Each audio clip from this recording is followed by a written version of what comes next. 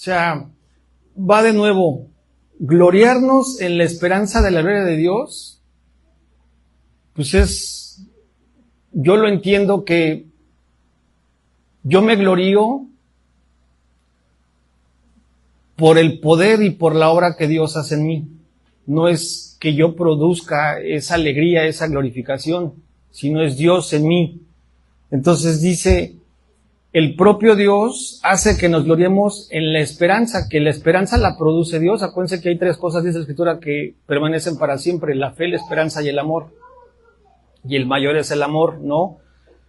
Pero la esperanza es este estado de pausa en el que Dios te habla, te da una palabra, te produce fe, es una promesa que te da vida. La esperanza es eso que hasta que no se cumpla Dios lo pone en ti para que tú puedas esperar irreprensible y en obediencia hasta que veas la promesa. Entonces dice, si nos gloriamos en la esperanza de la gloria de Dios, pues eso está fácil, porque no lo haces tú, lo hace Dios, ¿no? Pero ya gloriarte en las tribulaciones, ¿se acuerdan que decíamos hace 15 días, cuando sabiendo que la tribulación produce, ¿qué decíamos? Paciencia, ¿no? Y luego que la paciencia producía, ¿qué cosa? Prueba. Y al final la prueba, esperanza. Yo digo, ay Padre, que en todo este proceso donde tú me enseñes a recibir, a creerte, a ver tu gloria, a ver cómo tu gloria me glorifica a mí, y en ese proceso estar paciente, ¿no? Para aprender a comprobar que eso es la prueba y que la prueba genere en mi esperanza, eso solamente lo puedes hacer tú. Yo no tengo forma de poder verlo, ni poder hacerlo, ni poder verlo. Entonces, ¿por qué empiezo con esto? Porque miren, hoy vamos a hablar de algo hermoso que en la semana mi padre ponía en mi corazón y me revelaba, que tiene que ver un poquito con Pedro y con Felipe. ¿Sí se acuerdan de esos 2 discípulos? Y que, pues como todos entran a procesos, como nosotros, de manera diferente, el ser glorificados. Entonces, dígame quién puede levantar la mano o quién puede decir que Dios no es fiel para glorificarnos. Una de las cualidades eternas que Dios tiene, o de las características que Dios tiene, es que es fiel. Y gracias a su fidelidad podemos decir que fuimos justificados. Pero hoy te voy a hablar de la fidelidad que Dios tiene para con nosotros. Primero, porque envió a su Hijo para rescatarnos por amor a nosotros, ¿no? Y luego el Hijo se fue y nos dejó al Espíritu Santo, ¿no? Y hoy, cuando tú reconoces y declaras que Jesús es tu Rey y tu Salvador, y aprendes a amar y abrazar esa promesa, sabes que los 3, que son uno, hoy ¿dónde habitan? En nosotros, ¿no? No en este lugar, porque acuérdense que la iglesia somos nosotros, el templo somos nosotros, ¿no? Nuestro cuerpo. La iglesia somos todos juntos, mas no este edificio. El templo de Dios hoy es nuestro cuerpo, es la cajita donde habita el Espíritu Santo, ¿no? Entonces, saber que hoy ellos 3 o estos 3 habitan en nosotros, pues es hermoso, porque eso habla de la fidelidad de Dios que nos puede enseñar hoy a entender cómo somos glorificados. O sea, es decir, la obra que el Padre hace para glorificarnos es poderosa. ¿Por qué? Porque son los 3 en nosotros, en sus diferentes funciones, ¿no? El Padre en amor, Jesús en amor y el Espíritu Santo en amor. Entonces, vamos a entrar a Mateo 20, ponme el versículo 25, donde yo te quiero explicar de qué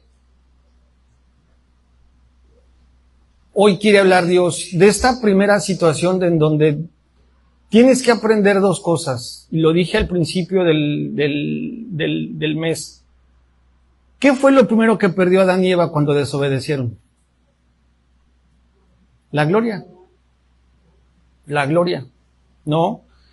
¿Qué crees tú que es lo que quiere después de justificarte en amor, regresarte Dios? Su gloria, glorificarse en nosotros, ¿no? Para que nosotros lo podamos glorificar y glorificados nosotros en Él, podamos glorificar o Él se pueda glorificar en otros. ¿Está claro? Entonces, pero ¿qué es lo primero que tiene que hacer Dios? Destruir nuestro raciocinio. Porque acuérdense que hemos aprendido y que hemos estado enseñando los miércoles sobre todo, pero también hemos estado hablando un poco los domingos de esto, de lo que Dios ha puesto en mi corazón y me ha enseñado, me ha revelado. ¿Cómo somos hijos o llamados a ser hijos? Somos nuevas criaturas, tenemos un nuevo espíritu, tenemos un nuevo corazón, pero la mente no es la de Cristo, sino es una mente nueva, pero que tiene que ser habilitada y construida como la mente de Cristo. Entonces, cuando Dios se quiere glorificar contigo, hay algo que no lo deja, ¿y qué es? Tu mente. Y esos pensamientos que están en tu mente, que decíamos hace 1 o 2 miércoles, nosotros somos lo que pensamos. ¿Estamos de acuerdo? Yo soy el producto de lo que pienso. Si yo estoy en comunión con Dios, ¿qué sale de mí? Amor. ¿Sí? Pero si no conozco a Dios y no sale y no estoy en amor, pues no sale de mí amor. Entonces nosotros somos lo que pensamos y tristemente hemos sido esclavos el tiempo que tengas de vida hasta haber llegado a ser justificado, que esa es una primer glorificación, porque la glorificación de nuestro Padre nunca termina. Siempre la justicia y la glorificación continúa. ¿Por qué? Porque cada día nuestro Padre nos revela y nos muestra, nos saca muchas cosas que traemos ahí guardadas, pero que se fueron construyendo en algo bien básico, en un sistema de logros y méritos que el hombre le llama el sistema de la pirámide. En cualquier organización de ventas, de escuela, de trabajo, siempre hay un líder y siempre hay una base. Con Dios es al revés, lo vamos a ver. Entonces, este versículo dice Mateo 20:25, mas entre vosotros no será así. Dice, sino que el que quiera hacerse grande entre vosotros, ¿qué cosa? Será vuestro servidor. Esto rompe con todo paradigma y con toda estructura de lo que el mundo, el hombre vive. Entonces yo apuntaba aquí que Jesús nos está llamando ¿a qué cosa? A desechar el control, a desechar el poder, a desechar el creer que tú tienes y eres por tu capacidad y por tu logro. Y al final, ¿cuánta escritura habla de que pues eso es una necedad?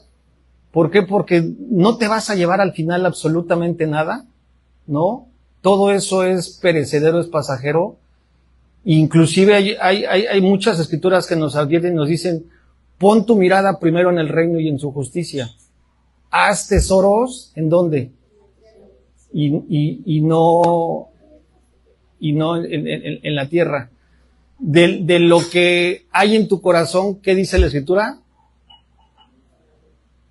Entonces, hay mucha escritura Pero esto lo que hace es que nos advierte de que en este mundo, todo mundo quiere gobernar. ¿Sí o no? Todos quieren gobernar. Niveles tras niveles, tras niveles, tras niveles. Siempre hay alguien que quiere ser mayor que el menor. ¿Sí o no? Y al final, ese gobierno tiene que ver con enseñorearse. ¿Sí o no? Es decir, si yo, por mi capacidad, por mi conocimiento, por mis recursos, lo logro, me gobierno y tengo poder. Y eso es algo en lo que normalmente el hombre está hecho y diseñado para siempre. ¿Por qué vas a la escuela? Porque tienes que aprender más. Porque si aprendes más, pues vas a ser mejor que el que sabe menos, por ponerles un ejemplo. O vas a tener un mejor empleo que el que no sabe más, ¿no? Y ejemplos podemos poner muchísimos. Entonces dice, mas entre vosotros no será así. Mas entre vosotros no será así. Aquí es donde empieza una parte de cómo Jesús, en el libro de Mateo hablando, nos advierte y dice, sino que el que quiera hacerse grande entre vosotros será vuestro servidor. Díselo a alguien que aprendió a sentirse poderoso, a quererse poderoso, a querer enseñorearse, no lo va a entender. Y luego dice el que sigue, que no nada más habla de lo que estamos comentando de ser, sino dice el 27, y el que quiera ser el primero entre vosotros será vuestro siervo. O sea, fíjate el principio, Regrésate al dito. El que quiera hacerse grande entre nosotros deberá de ser servidor. ¿Y cuántas veces tenemos nosotros actitud de servicio? ¿Sí me explicó? Y luego el que sigue dice, bueno, ¿quieres ser grande y también quieres ser el primero?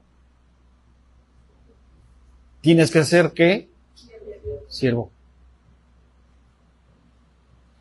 Y luego dice el final, como el Hijo del Hombre, el ejemplo y la referencia, ¿cuál es? Jesús. Como el Hijo del Hombre no vino para ser servido, sino que para servir y dar. Fíjate, servir y dar. Su vida en rescate por muchos. Por muchos. Ahora, otra referencia bíblica en Lucas 22-27 la encontré y dice, ¿por qué? La pregunta es, ¿cuál es mayor? ¿El que se sienta a la mesa o el que sirve? Y luego vuelve a preguntarme, no es el que se sienta a la mesa, mas yo estoy entre vosotros como el que sirve. Entonces, de verdad, yo le decía a mi padre, redargúyeme. O sea, gracias porque tú ya retiraste el velo en mí. Pero al estar en comunión constante y directa contigo, tu escritura me revela, alumbra los ojos de mi entendimiento, produce en mí un conocimiento que va fuera del hombre y me muestra esta gran verdad. ¿Cuál es el siguiente paso del proceso de verdad? Lo que hace Dios a través de la Escritura es que la Escritura la utiliza para inspirarla a tu espíritu y el primero es para enseñártela, que es lo que dije. Después para redarguirte. Entonces, si ya te lo mostró y tú te ves o te reconoces en este proceso, ¿qué es lo que Él quiere hacer en el segundo paso? Remover. O sea, destruir. Pero no dejarlo así, sino sanarlo, limpiarlo, santificarlo. Porque solamente hasta ese momento es cuando Dios puede hacer algo, y ese algo es poner las bases o empezar a sembrar la semilla para empezar el proceso de glorificación en cada uno de nosotros. Él no se puede glorificar con una mente donde tú quieres ser nada más el primero y no servir. Donde tú quieres ser, ¿qué cosa? Un grande y no querer servir. Jesús fue grande. Jesús es el primero. ¿Sí o no? ¿Y qué dice la Escritura que leímos? Mas yo estoy entre vosotros como el que sirve. Él es el Hijo del Hombre que no vino para ser servido, sino para servir y dar su vida por rescate por muchos. Entonces, este es el principio y la base de lo que Dios me mostraba en esta semana, de cómo es importante primero entender que la palabra es viva, y en cada escenario, si tú le permites, vas a entrar en un proceso en el que vas a ver con mucha mayor claridad lo que Dios te quiere mostrar, que tiene que ser removido. Me salgo de este contexto salud y yo siempre digo el ejemplo de la ira. Tú dices, yo ya estoy santificado de la ira, ¿no? Hablo en primera persona. Y resulta que pasa algo fuera de contexto en un momento totalmente inesperado y sale de mí la ira. Entonces, si no la reconozco, porque muchas veces a mí me pasó, salía ira de mí y terminaba con toda mi obra fuera de Dios, destruyendo y destruyéndome, y al final engañándome, o sea, sintiendo que no había pasado ni yo había hecho nada y que los culpables eran los del entorno. Obvio, Dios no puede hacer nada ante una situación como esas. Entonces me regreso al tema de el primer versículo, Eldito. Por favor, regrésate a Mateo 20:25. Mas entre vosotros no será así, sino que el que quiera hacerse grande entre vosotros será vuestro servidor, y el que quiera ser el primero entre vosotros será vuestro siervo. ¿Sí vamos? No se trata de la actitud, se trata de la mente. Y se trata de cómo está tu corazón con Dios, para poder permitirle a Dios, vacío y limpio, Él puede empezar a trabajar con tu glorificación, y mi glorificación obviamente. Mira lo que dice Juan 13:3, y aquí viene algo bien hermoso, algo en lo que vamos a darnos cuenta. En el ejemplo de Pedro que les decía yo, cómo podemos entender y aprender en este hecho con Pedro, cómo lo que estoy explicando, Dios a través de su palabra tenía que revelársele, santificarlo, para glorificarlo por medio de la renovación. Dice Juan 13:3 que sabiendo Jesús que el Padre le había dado todas las cosas en las manos, que esto habla de lo que yo estoy comentando al principio. No te distraigas, están trabajando. Jesús sabía que a él le habían dado todas las cosas en las manos. Y yo te pregunto, ¿hay una historia o hay algún tiempo en la Escritura donde tú veas que Jesús se quiso enseñorear en alguien? Por supuesto que no. Entonces, sabiendo Jesús que el Padre le había dado todas las cosas en las manos y que había salido de Dios, Y luego dice la Escritura, y a Dios iba, se levantó de la cena. Y se quitó su manto y tomó una toalla. Ya se dan cuenta como para dónde vamos, ¿va?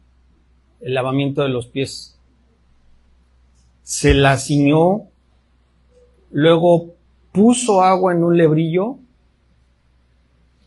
y comenzó a lavar los pies de los discípulos y enjuagarlos con la toalla con que estaba ceñido. Esto me dice, ¿cuántos estaban con Jesús? ¿Él y cuántos? 12. Esto me da a entender que ya había repasado a los 11. Faltaba uno. ¿Quién creen que era? Pedro. Porque dice, entonces vino a Simón Pedro y Pedro le dijo, Señor. Fíjate, Pedro le reconocía como Señor, pero le dice, preguntándole, ¿tú me lavas los pies? ¿Qué le responde Jesús? Y le dijo, lo que yo hago, tú no lo comprendes ahora, mas lo entenderás después. Y aquí viene lo fuerte del mensaje de hoy.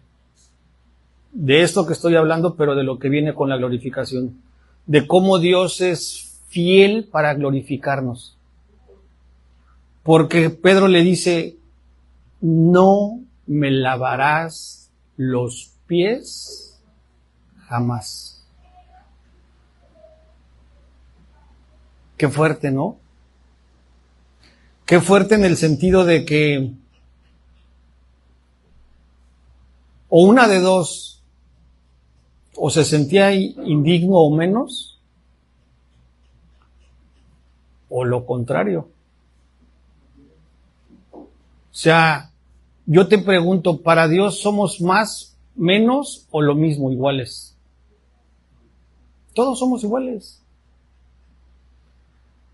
Pero al reaccionar Pedro diciendo, no me lavarás los pies jamás, ¿qué actitud está mostrando Pedro?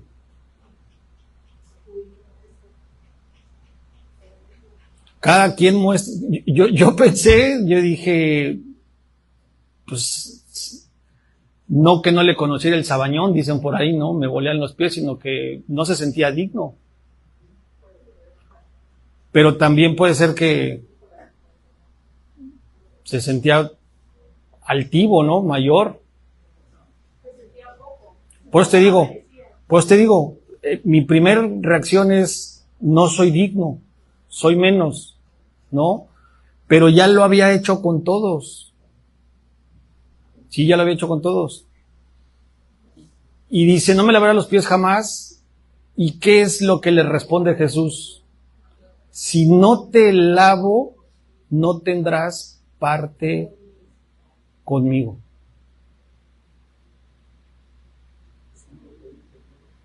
Si no te lavo, no tendrás parte conmigo. Entonces, o sea, aquí hay mucha enseñanza y no nos vamos a meter en el lavamiento, en la purificación, en la obediencia, en quién lo dice, sino ve a las palabras del corazón de Pedro que dice, no me lavarás los pies jamás.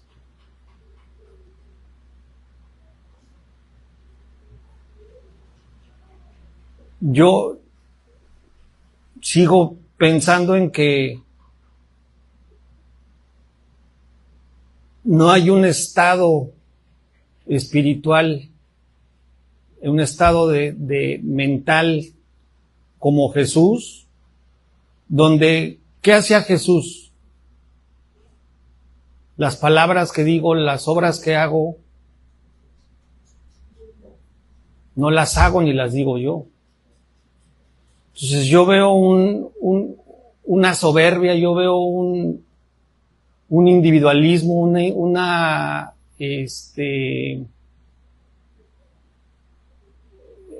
lo contrario a la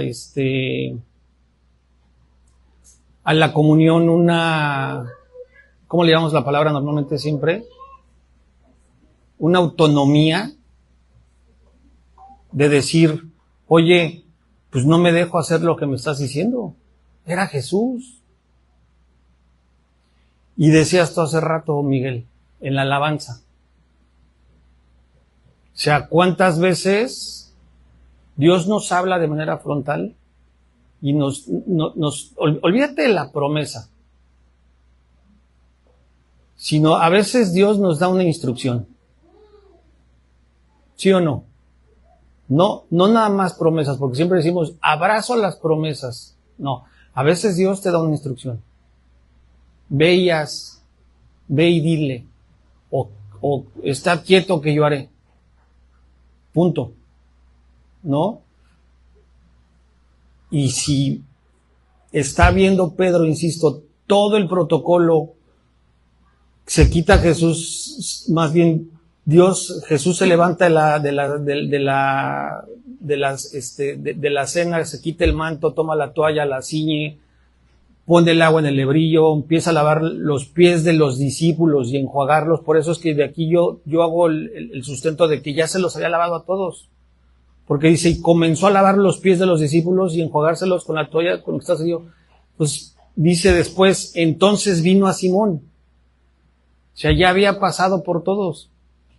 Estás viendo que el maestro de maestros está haciendo lo que tiene que hacer. Quédate callado. Y obedece, te está hablando el maestro. Pero no escuchamos la palabra. Y ojo, aquí viene el mensaje. Jesús no se puede glorificar con Pedro. ¿Por qué? Porque hay un argumento que impide. La mente de Pedro. No la mente de Cristo en Pedro. Yo te pregunto, ¿Dios es infiel para dejarnos así? Fíjate a dónde vamos a llegar, La tremenda enseñanza que pasa, porque insisto, Jesús no le dijo, oye Pedro, te pasas, me estás, ¿cómo se llama? Haciendo aquí un alboroto, los 10 me están obedeciendo, los 11 me están obedeciendo y tú me estás diciendo que jamás me los lavarás. No le dijo nada. ¿Qué le dijo? Lo que yo hago, tú no lo comprendes ahora, mas lo entenderás después. Glorificación. Apréndete esa palabra. Mas lo entenderás después, glorificación. Pedro le dijo todavía después, sin entender, Jesús lo sabía. No me lavarás los pies jamás. Y Jesús le responde, si no te lavo, no tendrás parte conmigo.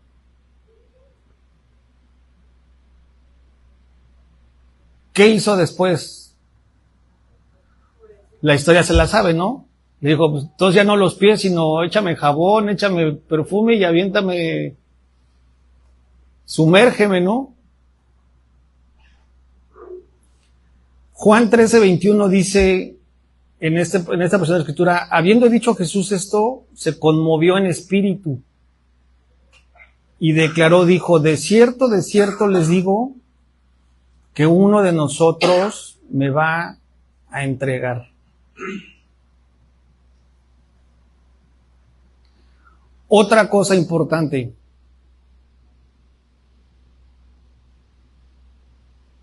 ¿Qué pasa en ese momento? ¿Se acuerdan de esta parte de la historia donde dice, no me acuerdo si es Juan, porque hay los 3 o 4 libros lo narran de perspectivas diferentes, ¿no?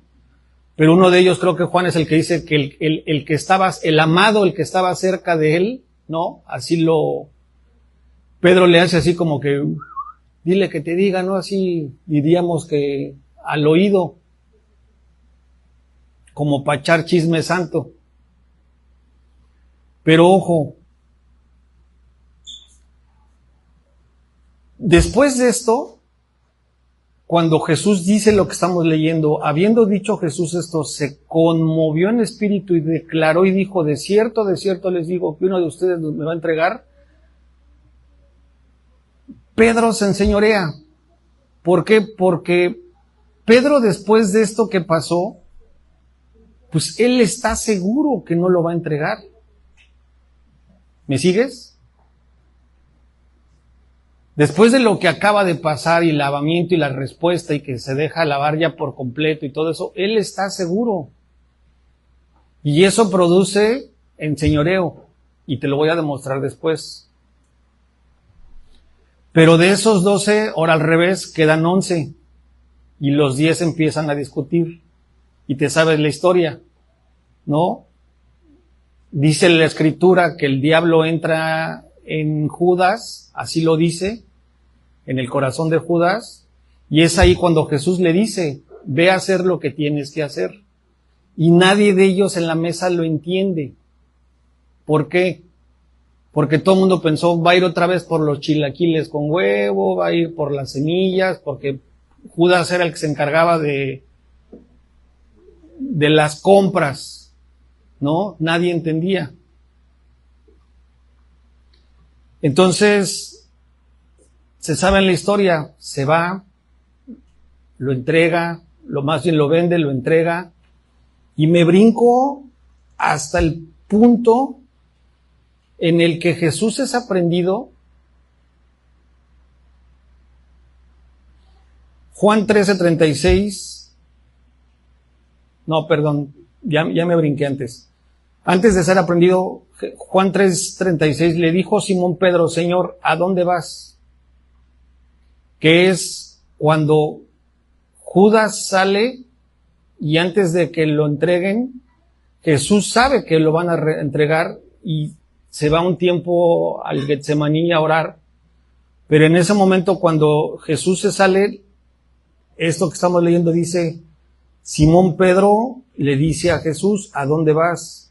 Y Jesús le responde, a donde yo voy, no me puedes seguir ahora. Otra instrucción. Mas me seguirás después. No lo entendía. ¿Cuántas veces nos habla así Dios, verdad? Le dijo Pedro, Señor, pero no fue una pregunta normal, fue una pregunta con enojo, con derecho, como las que siempre Pedro hacía. ¿Por qué no te puedo seguir ahora? O sea, si me acabo de dejar lavar los pies, me acabo de dejar lavar todo por ti, ¿por qué yo no voy a estar contigo? Y yo te pregunto otra vez, ¿qué muestra el corazón de Pedro con ese cuestionamiento? Para empezar, yo no tendría por qué cuestionar a Dios, ni tú, ¿o sí? Para los que amamos a Dios, todas las cosas, ¿qué cosa? Entonces, quédate con eso. Y Pedro enseñoreado otra vez, le acaban de dar una cachetada con guante blanco, le acaban de dar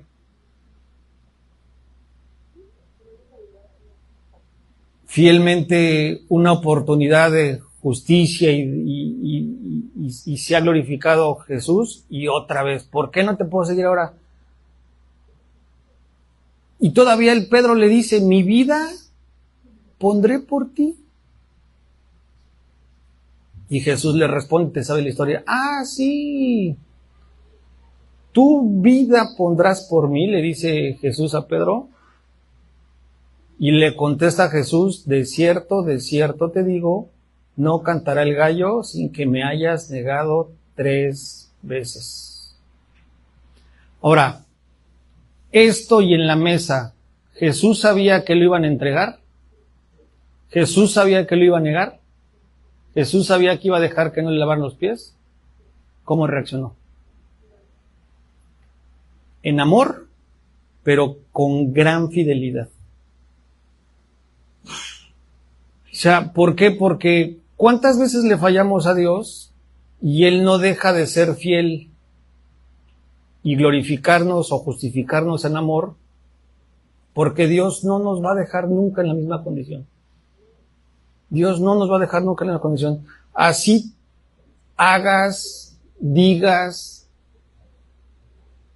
reacciones como reacciones, como este ejemplo de Pedro, donde Pedro se sentía todavía después con el derecho, y ustedes saben que siempre Pedro se sintió, por lo que percibo yo en la Escritura, como que el más importante de los discípulos. Había uno que era el más amado, que se sabía el más amado, pero Pedro se sentía la piedra angular, ¿no? La base, el cimiento, el poderoso. Pero fíjate algo bien fuerte.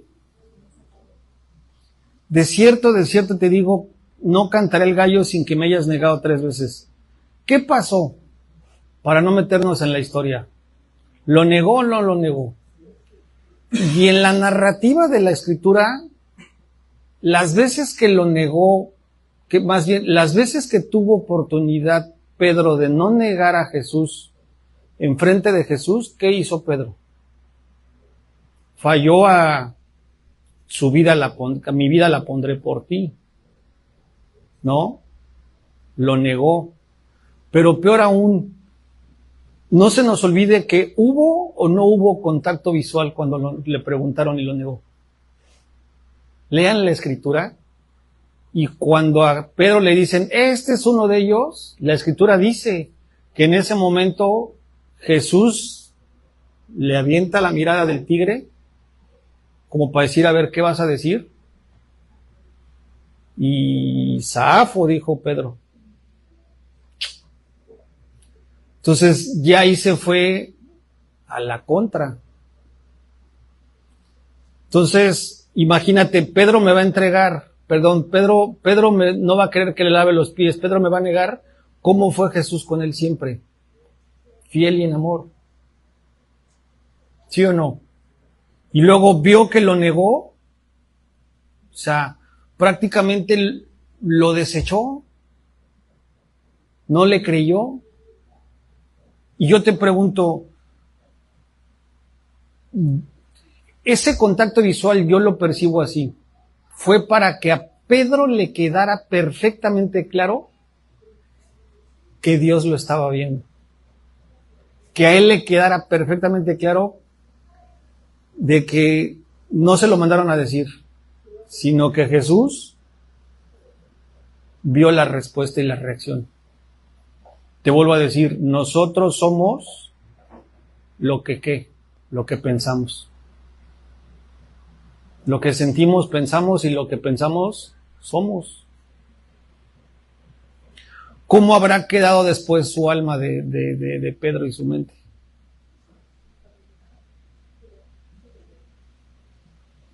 Entonces, te vuelvo a repetir, sabemos que Pedro lo niega, que dentro de esa negación Jesús muere, que pues yo digo, Pedro se quedó seguramente con la culpa, ¿no?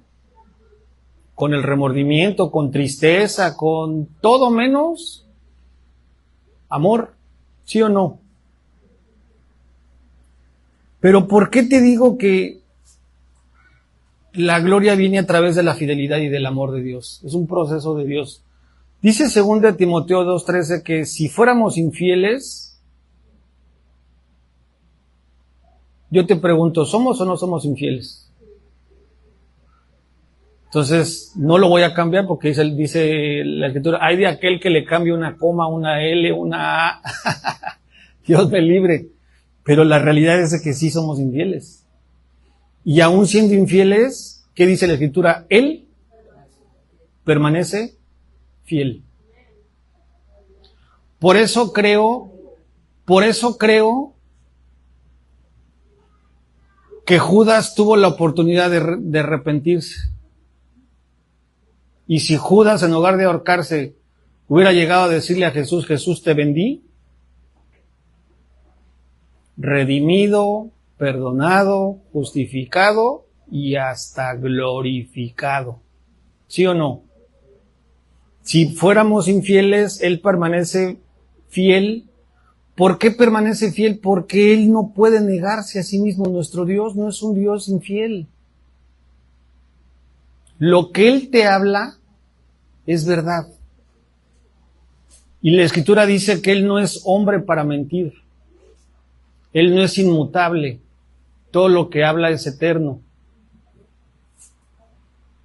Hay una Escritura que dice, no me sé la cita, pero tu palabra es verdad. Tu palabra es verdad. Y luego, ¿qué dice? Santifícanos en tu verdad. ¿No? Qué fuerte. Tu palabra, tú Jesús. Tú Jesús eres verdad. Santifícanos en tu verdad. Entonces no te digo con esto que le eches y te desbordes, porque pues total, si soy infiel, pues Él es fiel para perdonarme. Porque Él no puede negar a sí mismo, no.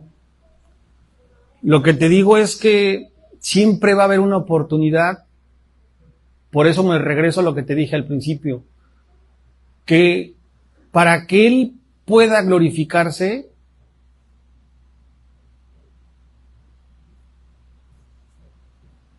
yo pienso dos cosas. Me regreso a Pedro. Yo creo que Pedro se dejó el bañar, no lavar, sin conciencia. Nada más, ya. Pero vuelvo a insistir, hubo contacto visual porque Pedro no se daba cuenta y no tenía conciencia de lo que estaba él sintiendo y estaba diciendo. ¿Por qué? Porque lo que estaba dentro de él Jesús ya lo sabía y tenía que ser glorificado, pero no era el momento ni cuando le estaban lavando los pies ni cuando estaba negando a Jesús. Todavía no estaba glorificado Pedro. Pero vuelvo a repetir, Jesús tuvo contacto visual para dejarle claro que había un presente y había un hecho por parte de Pedro hacia el propio Jesús. Ojo, no para... La palabra correcta sería... ¿Mandé? Sí, no para juzgar, pero tampoco no para ni juzgar ni criticar y tampoco no para condenar, sino para permitir que la palabra que es verdad lo santificara. Pero para eso tenía que mostrarle, enseñarle, redarguirle, removerlo, santificarle y poder empezar el proceso de glorificación. Entonces, dice Efesios 2:8, porque por gracia somos salvos por medio de la fe. Y esto no es de nosotros, se lo saben, ¿no? Pues es un regalo de Dios, no por obras, para que nadie se gloríe. Esto me deja ver la fidelidad de Dios. Si tú empiezas con el primer versículo, el 8 dice, porque por gracia somos salvos. ¿Por qué somos salvos? Por gracia. ¿Porque somos fieles o infieles? Por la fidelidad de Dios. Por la fidelidad de Dios y por el amor de Dios, que Él es Dios. Dios es fiel y Dios da fidelidad. Dios es amor, Dios da amor. Dios no es injusto. ¿Estamos de acuerdo? Entonces, por gracia somos salvos y no por nosotros y tampoco por nuestras obras, para que nadie se gloríe.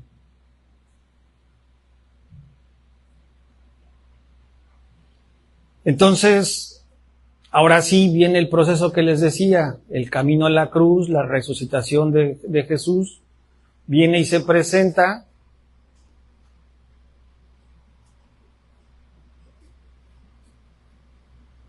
¿Y por qué? Fíjate lo que te voy a decir y no te distraigas, que viene lo más importante. ¿Por qué Dios va preparando el terreno? Lo entendí, le dije, gracias Dios, ¿Por qué esta palabra de nos gloriamos? Fíjate bien, ¿por qué nos gloriamos? En la esperanza de la gloria de Dios. Y no solo esto, sino que también nos gloriamos en las tribulaciones. ¿Cómo había quedado Pedro? Después de que Jesús le enseñó, le compartió, lo lavó física y espiritual. Pero ¿qué hizo Pedro? Lo negó.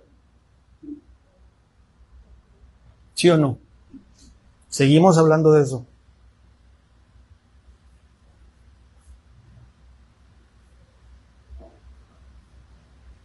¿Por qué lo hizo? ¿Qué dice 1 Juan 4:19?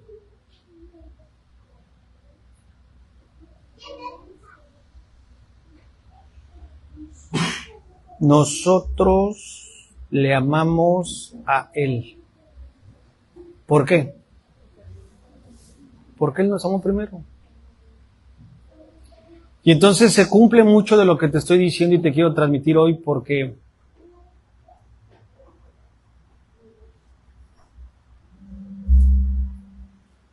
fíjate lo que te voy a decir, que todavía ayer en la noche lo recibía yo mucho más claro, y hoy te lo voy a compartir.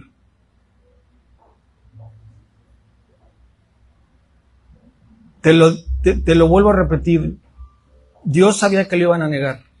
Dios sabía que no le iban a permitir lavarle los pies. Dios sabía que le iban a vender. Y aún así a los dos, a Judas, a Pedro, y te voy a echar un tercero, Felipe, que no creía en Él después de la resurrección. Porque yo te pregunto, ¿Jesús dijo que regresaría o no dijo que regresaría? Que al tercer día. ¿Y se manifestó o no se manifestó? ¿Y Felipe creyó, escuchó y creyó o no creyó?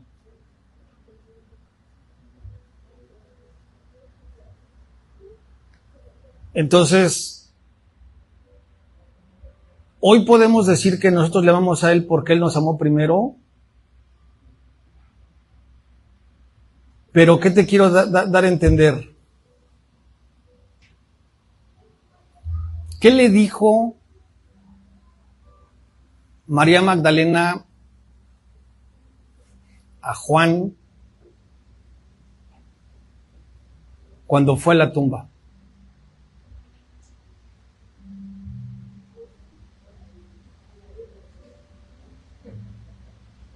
Jesús no estaba, pero Jesús después, el tercer día, se manifestó. Y Jesús se le presentó a quién primero, a María Magdalena. ¿Y María Magdalena qué hizo? Salió corriendo. Y cuando salió a correr, de los primeros en salir a buscarlo, ¿quién fue? Juan y Pedro. ¿Sí o no? ¿Qué te quiero decir? Que la gloria de Dios, por la fidelidad y por el amor de Dios, se dio cuando, pasado el tiempo, Dios, Jesús, permitió, en este caso a Pedro, recordar la negación, y por fidelidad y por amor no lo dejó en esa situación, sino regresó y le preguntó 3 veces: Pedro, ¿me amas? Pedro, ¿me amas? Pedro, ¿me amas? ¿Qué le dijo Pedro? Tú sabes que te amo.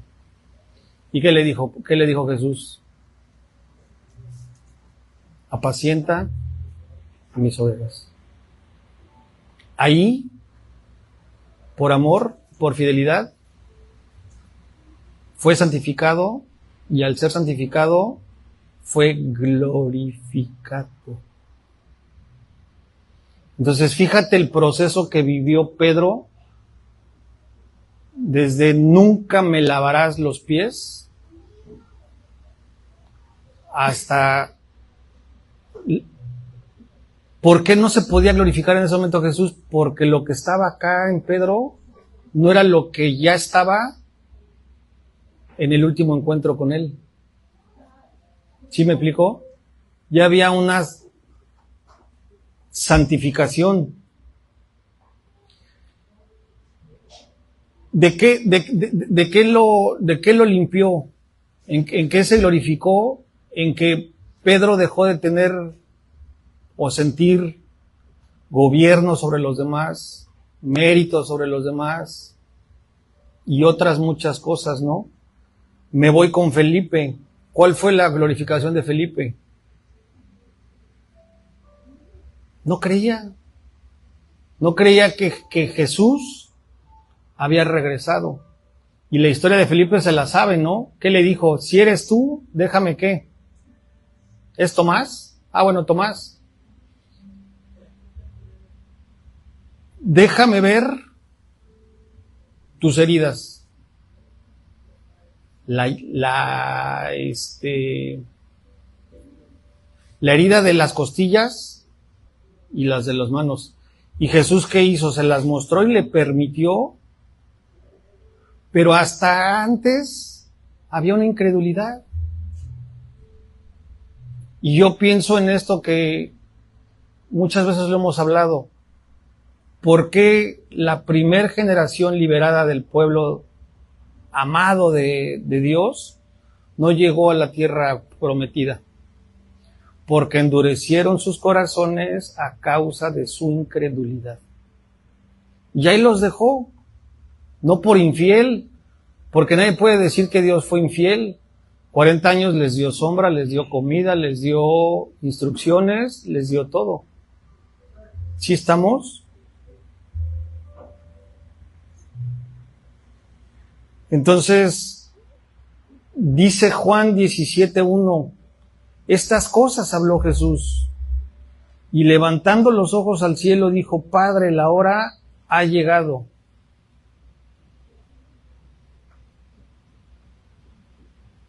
¿Quién dicta la hora? Dios.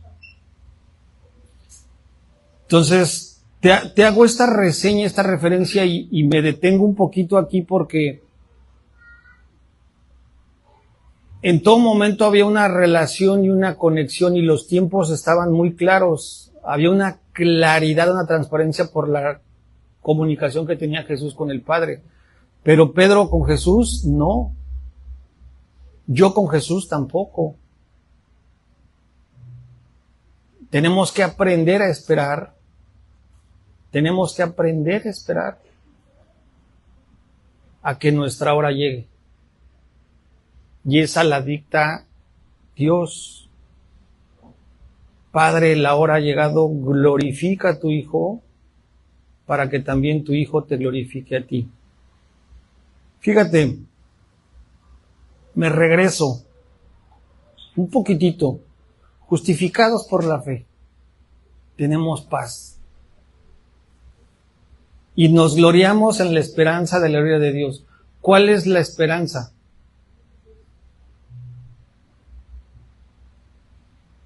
¿Cuál es la esperanza? Yo te digo.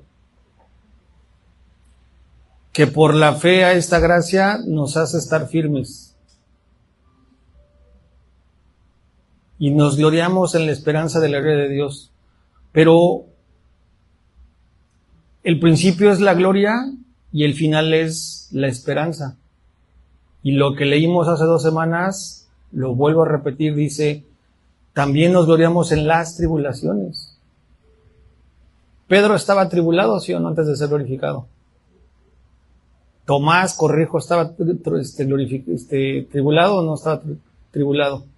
Entonces ellos entraron a este proceso. La tribulación les produjo paciencia. Y la paciencia prueba. No prueba, dijimos, de ponerlos a prueba, sino Dios les comprobó su amor y su fidelidad. Y al comprobarlos, les dio esperanza. Esperanza que no avergüenza, porque el amor de Dios ha sido derramado en nuestros corazones por el Espíritu Santo que nos fue dado. Nos vamos a despedir, ¿les parece? Romanos 15 del 4 al 6 dice, porque las cosas que se escribieron antes, fíjate, nuevo pacto, porque las cosas que se escribieron antes, para nuestra enseñanza se escribieron. Entonces todo sirve, todo sirve. Yo digo, wow, qué perfecto y qué bondadoso, porque esto es provisión. Lo que pasa es de que para cada tiempo y para cada momento, lo que el Espíritu puede en ti recibir y discernir, si tú se lo permites, si tú se lo permites. Entonces, esas cosas que antes se escribieron son para nuestra, ¿qué? Enseñanza. Y fíjate lo que te voy a compartir, a fin de que la paciencia, wow, a fin de que la paciencia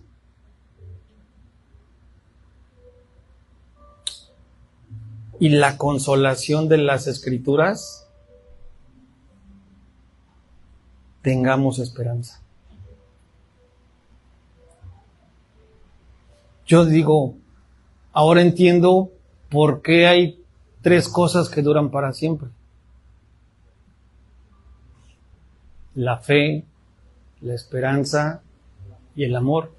Y yo decía, ¿qué? De verdad, yo decía, ¿qué es esperanza y para qué la esperanza? Pues porque la esperanza es lo que me va a hacer permanecer. Pero no permanecer por permanecer a ver qué sucede, sino que ya Dios me habló, produjo fe a través de una palabra que le da alimento a mi vida, que le da vida a mi espíritu, que es una promesa que tengo que abrazar de parte de Dios, que me va a permitir esperar pacientemente y gloriándome, aunque sea una tribulación, sabedor de que Él, la obra que ha empezado, la va a terminar perfecta, perfecta en cada uno de nosotros.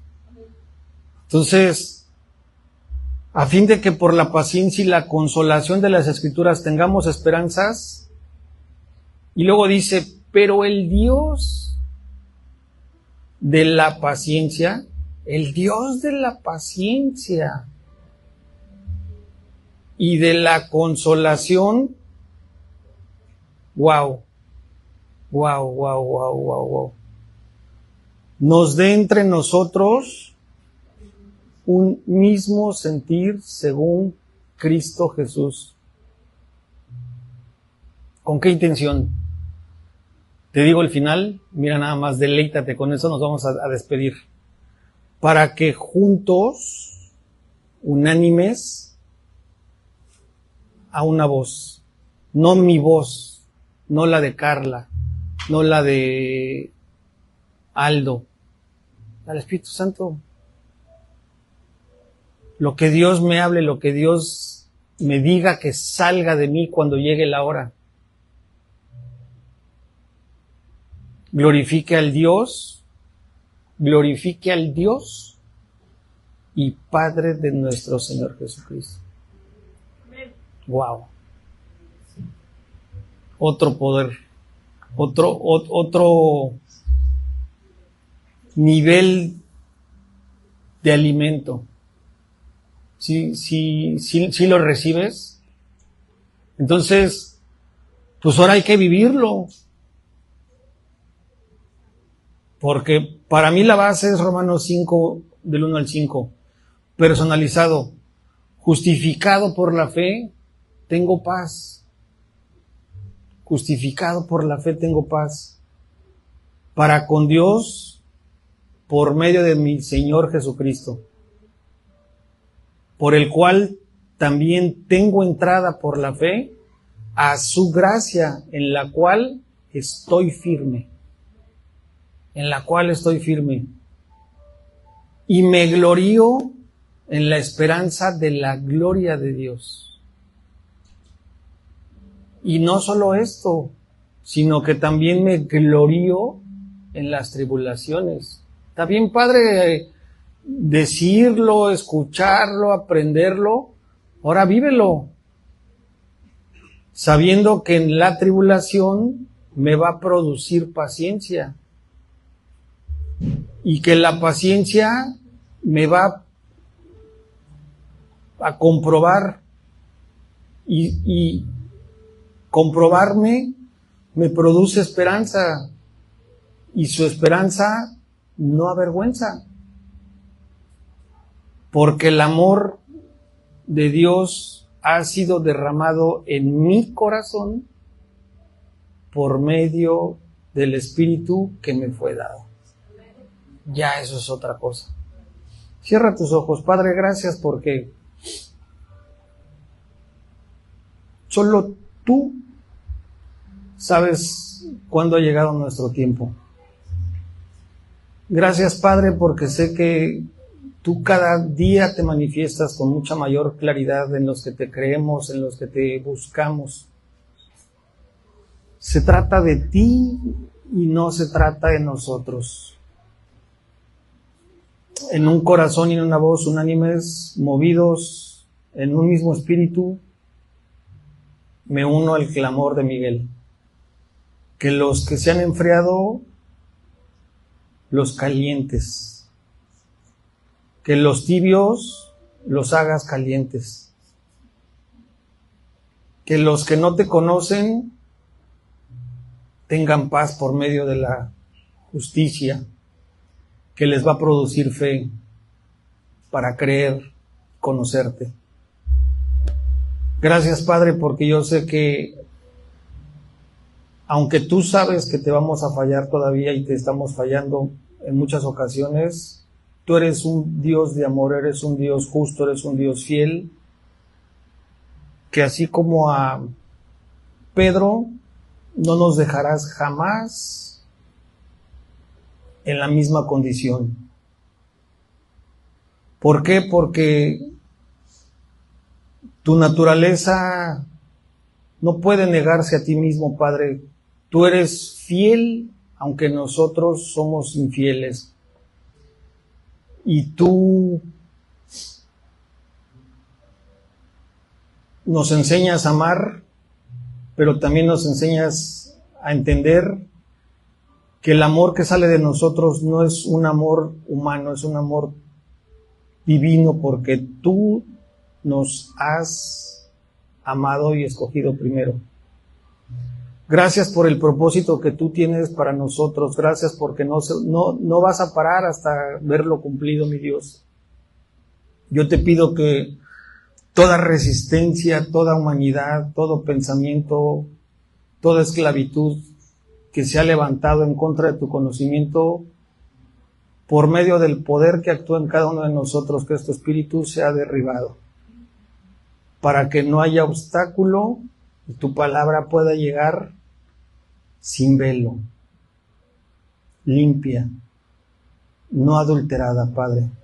Enséñanos a poner la mirada en el autor y consumador de la fe, que eres tú, Cristo Jesús, y no en la voz del hombre, mi Dios. Y no permitas vanaglorias creyendo que nos habla solo a unos, porque no hay hombre capaz en este mundo de poderle enseñar a otro hombre, sino solamente tu Espíritu es el que nos enseña, Padre, y es el que nos guía a tu verdad, y esa verdad nos santifica, y tu palabra nos da vida, y alimenta al Espíritu noche y día sin parar. Gracias porque tú has bendecido nuestras generaciones y nuestras vidas y nuestras casas y nuestras manos y nuestros pies con toda clase de bendición espiritual, mi Dios. Se trata solamente de recibir, disfrutar y compartir no solamente estas promesas, sino las bendiciones que tú derramas hacia nosotros. Gracias porque tú te glorificas y a través de la obediencia y de la transparencia y de vivir en luz, podemos manifestar tu gloria a los que no viven en luz. Tú eres quien disipas tinieblas, Padre. Tú eres quien convences, atraes corazones, Padre. No pares, Padre, no pares, Padre. Y gracias, mi Dios, porque yo sé que tú vas a seguir actuando a favor de los que te amamos y los que te creemos. Por Cristo Jesús. Amén y amén.